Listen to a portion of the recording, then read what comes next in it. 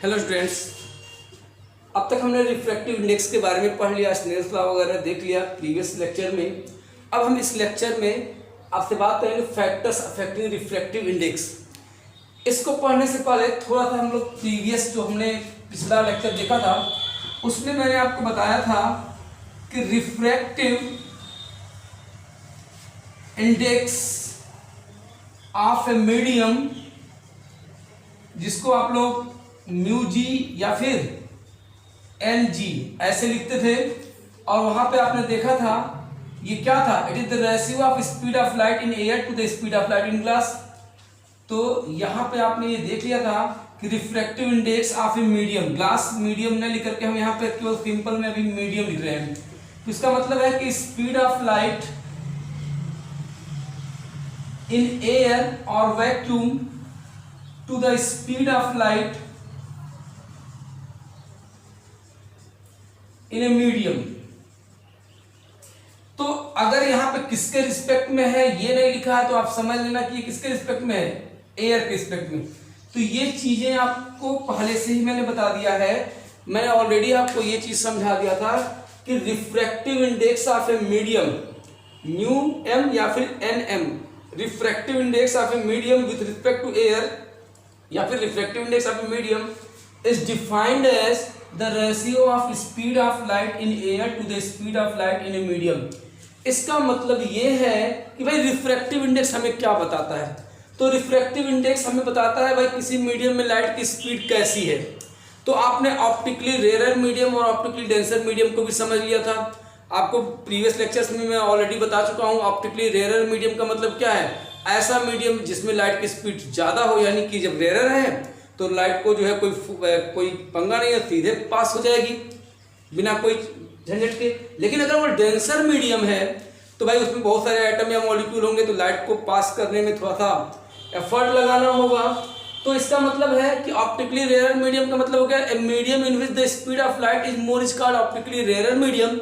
और denser medium क्या है, ऑप्टिकली डेंसर मीडियम का मतलब भी मैंने बताया था कि the medium in which the speed of light is less is called optically denser medium.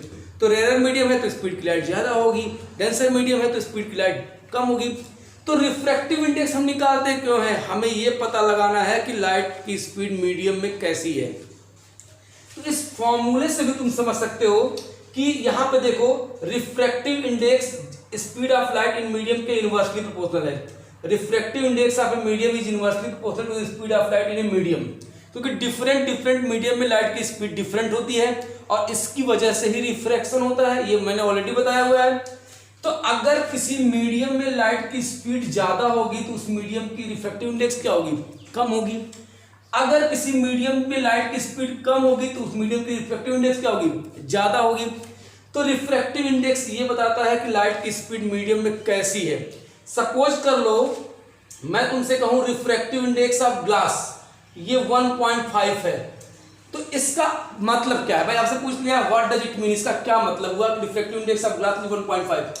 तो किसके रिस्पेक्ट में आप समझेंगे, एयर के रिस्पेक्ट में। तो आपको पता है कि refractive index of glass with respect to air क्या है, मतलब इसका speed of light in air to the speed of light in glass, already बताया हुआ है। तो इसका मतलब हो गया यहां से रिफ्रैक्टिव इंडेक्स ऑफ ग्लास 1.5 है, इसका मतलब speed of light in air upon speed of light in glass, ये हो गया 1.5। तो यहां से अगर आप स्पीड ऑफ लाइट एयर में निकालें तो क्या होगा 1.5 into speed of light in glass, यही तो आएगा। इसका मतलब है ये बता रहा है 1.5 भाई एयर में लाइट की स्पीड ग्लास की 1.5 टाइम्स है।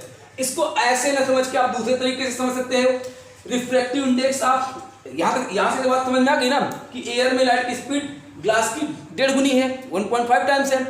इसको आप दूसरे तरीके से भी बोल सकते हो, refractive index of glass is 1.5, it means light travel 1.5 times slower, 1.5 times slower in glass with respect to air. इसका मतलब है refractive index of glass is 1.5, it means speed of light in glass is 1.5 times slower than the air. तो ये बात तो आपको समझ में आ गई कि रिफ्रैक्टिव इंडेक्स क्या बताता है। अब हम लोग देखते हैं कौन कौन से फैक्टर पे डिपेंड करता है। तो सबसे पहला फैक्टर है नेचर ऑफ मीडियम, दूसरा है टेम्परेचर, तीसरा है कलर और वेवलेंथ। तो पहले एक बात ध्यान समझो कि भाई अगर जो है रिफ्रैक्टिव इंडेक्स दो मीडियम है, जैसे लाइट, एक बात थोड़ा समझा देते हैं आपको, अगर ऐसे ही, चलो याद रखो, ये कोई रिफ्रैक्टिव मीडियम है। कब मैंने आपको रिफ्रैक्शन ऑफ लाइट बताया था, the bending of ray of light when it travels from one medium to another is called refraction of light. तो कब रिफ्रैक्शन नहीं होगा, मतलब कब जो है लाइट बेंड नहीं करेगी, तो दो केस समझ लीजिए। वो कौन कौन से केस हैं जब लाइट बेंड ही नहीं करेगी? अगर लाइट यहाँ पर डायरेक्टली नॉर्मली इस रिफ्रैक्टिंग सरफेस पे लाइट इंसिडेंट हो रही है, उस केस में वो बेंड नहीं करेगी, वो सीधे पास हो जाएगी। इस केस में एंगल ऑफ इंसिडेंस भी जीरो होगा और एंगल ऑफ रिफ्रैक्शन भी जीरो होगा। अगर ये मीडियम 1 है, ये मीडियम 2 है, और इसी को दूसरी तरीके से बोल दें कि इस मीडियम का रिफ्रैक्टिव इंडेक्स और इस मीडियम का रिफ्रैक्टिव इंडेक्स सेम है, इसका मतलब दोनों में लाइट की स्पीड क्या है, सेम हुई, उस केस में भी लाइट बेंड नहीं करेगी। तो वहां पर रिफ्रैक्शन कब कब नहीं होगा? अगर लाइट जो है नॉर्मली रिफ्लेक्टिंग सरफेस पे पड़ रही है तभी रिफ्लेक्शन नहीं होगा, यानी लाइट की रे बेंड नहीं करेगी। दूसरा, अगर दोनों मीडियम का रिफ्रैक्टिव इंडेक्स सेम हो गया, दोनों मीडियम का रिफ्रैक्टिव इंडेक्स सेम होने का मतलब है दोनों मीडियम में लाइट की स्पीड सेम हो गई। अगर दोनों मीडियम में लाइट की स्पीड सेम हो गई, उस केस में भी वो रे ऑफ लाइट जो है वो बेंड नहीं करेगी दूसरे मीडियम में जाने के बाद। तो मैंने आपको बताया था the main cause of refraction of light is that the speed of light is different in different medium. और जब दोनों मीडियम का रिफ्रैक्टिव इंडेक्स सेम हो गया, इसका मतलब है दोनों मीडियम में लाइट की स्पीड भी क्या हो गई, सेम हो गई, तो उस केस में भी रिफ्रैक्शन नहीं होगा, मतलब लाइट की रे बेंड नहीं करेगी। अब यहाँ पे हम लोग समझते हैं नेचर ऑफ द मीडियम या ऑप्टिकल डेंसिटी भी इसको बोलते हैं। तो नेचर ऑफ मीडियम पे कैसे डिपेंड करेगा refractive index of a medium? तो अगर मीडियम में लाइट की स्पीड ज्यादा है, if the speed of the light in the medium is more then the refractive index of the medium will be less। भाई नेचर ऑफ मीडियम का मतलब क्या है? अगर मीडियम में लाइट की स्पीड ज्यादा होगी तो उस मीडियम का रिफ्रैक्टिव इंडेक्स क्या हो जाएगा, कम हो जाएगा। दूसरा क्या है, टेम्परेचर। आपको पता होना चाहिए कि टेम्परेचर बढ़ने से लाइट की स्पीड, टेम्परेचर बढ़ने से स्पीड भी बढ़ती है। तो अगर मीडियम का टेम्परेचर राइज कर जाएगा, मीडियम का टेम्परेचर बढ़ेगा, तो उस मीडियम में लाइट की स्पीड बढ़ जाएगी। अगर उस मीडियम में लाइट की स्पीड बढ़ जाएगी तो रिफ्रैक्टिव इंडेक्स कम हो जाएगा। तीसरा क्या है, कलर और वेवलेंथ ऑफ लाइट। तो आप लोगों ने साउंड चैप्टर में भी पढ़ा होगा, वेलोसिटी, वेव वेलोसिटी, फ्रीक्वेंसी और वेवलेंथ में रिलेशन क्या होता है, v = f लैम्डा। तो यहाँ पे अगर ध्यान से आप देखो तो यहाँ पे जब कभी भी रिफ्रैक्शन होता है, यानी लाइट एक मीडियम से दूसरे मीडियम में एंटर करती है, तो वेवलेंथ और वेलोसिटी चेंज हो जाती है। तो वो कौन सी चीज है जो चेंज नहीं होती है, वो है फ्रीक्वेंसी। तो when light travels from one medium to another medium then its speed and wavelength changes but frequency remains unchanged. ये बात बहुत बार एग्जाम में पूछा है, याद रखिएगा। इसका मतलब फ्रीक्वेंसी जब चेंज नहीं होती है तो v डायरेक्टली प्रोपोर्शनल टू क्या हो गया, लैम्डा। इसका मतलब जिसका वेवलेंथ ज्यादा वहां पे वेलोसिटी भी ज्यादा, अगर वेलोसिटी ज्यादा तो रिफ्रैक्टिव इंडेक्स कम।